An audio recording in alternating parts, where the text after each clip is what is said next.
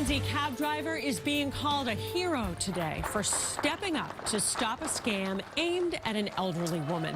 This 87-year-old was about to spend thousands of dollars on gift cards, a victim of a ripoff that's become known as the grandparent scam. The cabbie's actions now mean more seniors will get information about how to protect themselves. Yellow cab driver Richard Spencer was the guest of honor at Quincy's Senior Center for doing what a lot of people won't do. He got involved.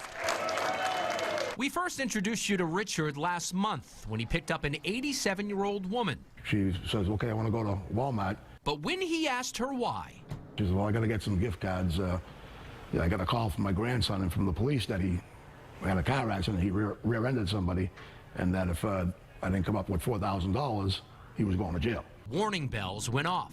And I, at that point, said, ma'am, I don't think that's your grandson. I believe you're being scammed. So he brought the woman to the Quincy Police Department. Well, I just felt it was necessary to, to squash it as best I could, So today became Richard Day, but for a larger cause. Today, this industry that's scamming seniors, they're making more than $40 billion a year off the seniors. That's awful, isn't it? To commend Richard's actions, Massachusetts credit unions donated $1,000 to the Quincy Senior Center for educational efforts to combat elderly exploitation.